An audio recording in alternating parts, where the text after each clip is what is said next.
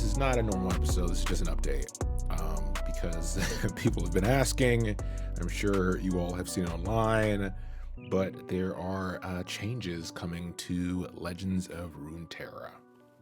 That's right, and this is Ryan with his other host, Hedge. Like, come on. You're like, it may just be, this may just be an update, but you're just gonna just move on by yourself. Like, geez. All right, you heard it here first. No, that's where I left it off for you to come in because this is I just said it's not a normal episode. Why would I introduce? Oh, are you expecting housekeeping up top, Hedge? Yes, that's where it always goes. You've been groomed. But yeah, Legends of Runeterra is changing. First there was like the blog post about it, and then because of the pushback, they did an actual video with a sort of dev update on what's to come, who's switching positions, et cetera, and essentially what the game is turning into. Because we don't want to make this about. It's supposed to be quick. We just want to let you know how we are proceeding with our schedule for the program you expect. Yeah, so I'll give like just a quick rundown of what's happening to the game and make it really fast. But we're gonna this is more about like what we're going to do because it does kind of affect our show a little bit. So if you haven't heard, the big news as far as with Runeterra is that the PvP, by their definition, is going into hibernation. But in reality, it's just PvP is going to kind of cease to exist. There will no longer be any ranked ladders, so there will only be casual play for PvP. That also means that the gauntlet's gone, and that also means that at the esport level, all of that's gone too. So this next set that is coming out is going to be the last set with any PvP adjustments, and then their team's focus is going to be solely on the Path of Champions and doing the PvE side of the game.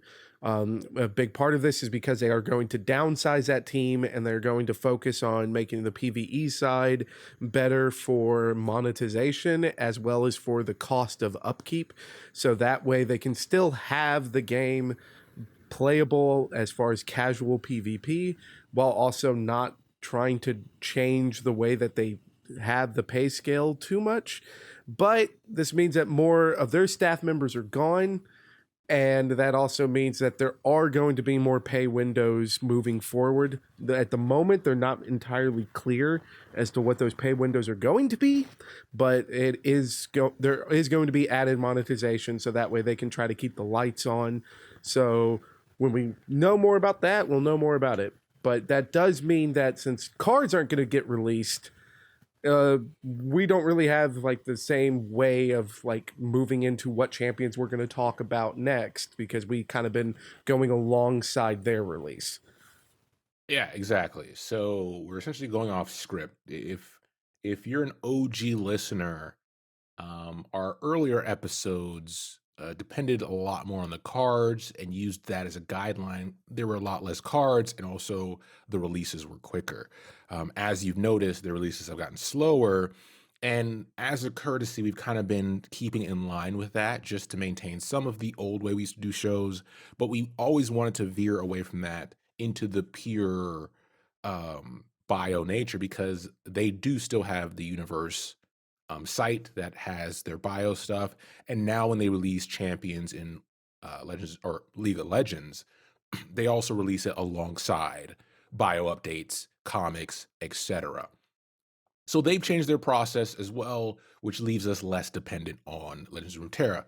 Unfortunately, the thing about it is the competitive aspect really drove a cadence for them releasing stuff at a pace that made it a good process to follow.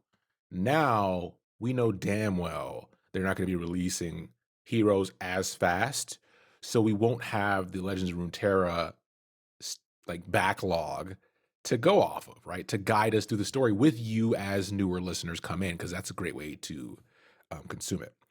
But what we will do is just keep doing what we're doing. I mean, obviously, our plan is, hey, we're waiting for the MMO, and everything we talk about in respects to that now. right? What could they use here? How should they meld these regions together? How should they cross these stories over? Where should the narrative be, focused on X, Y, and Z?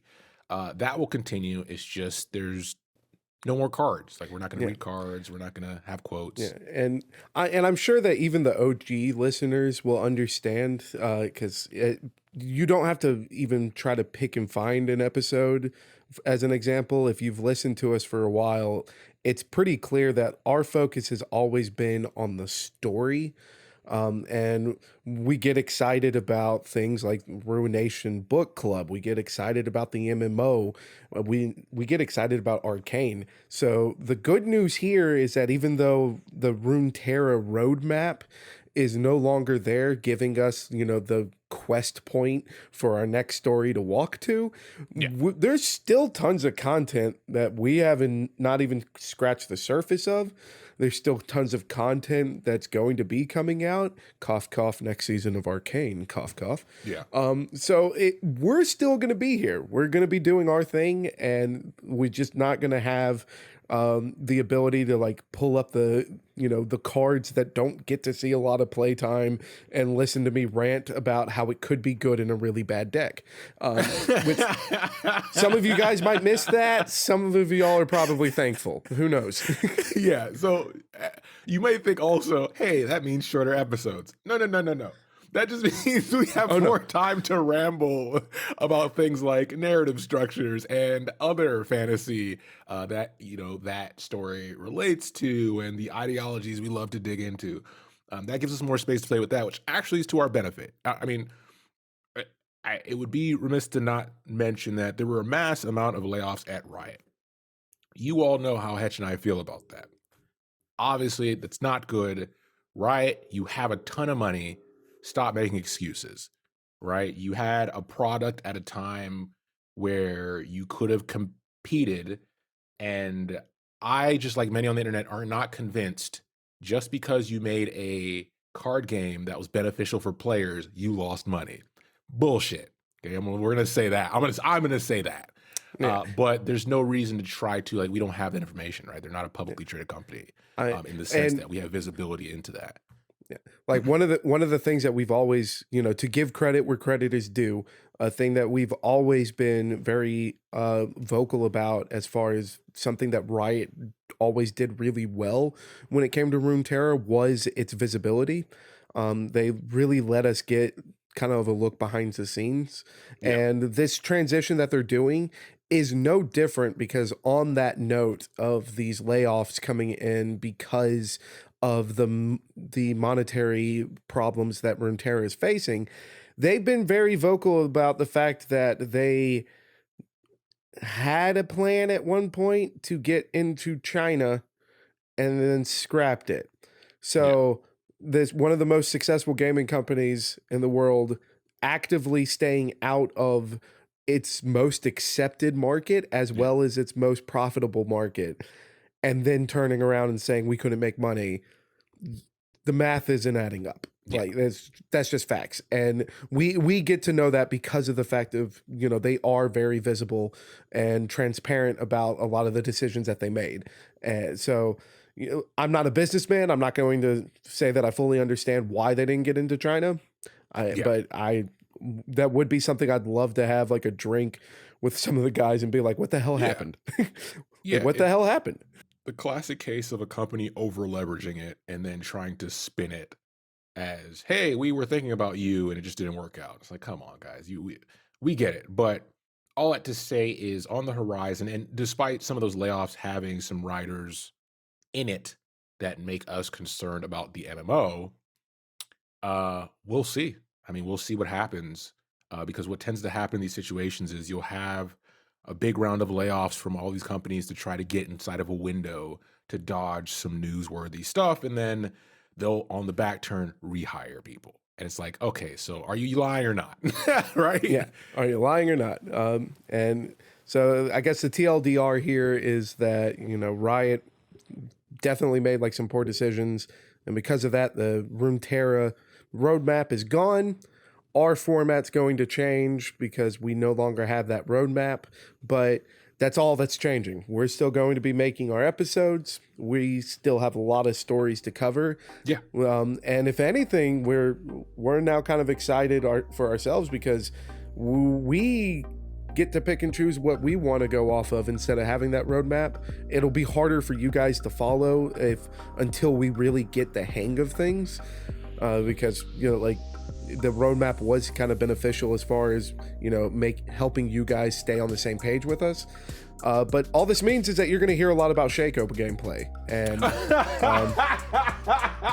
whether if that's a good thing or a bad thing, let us know at podcastcore@gmail.com.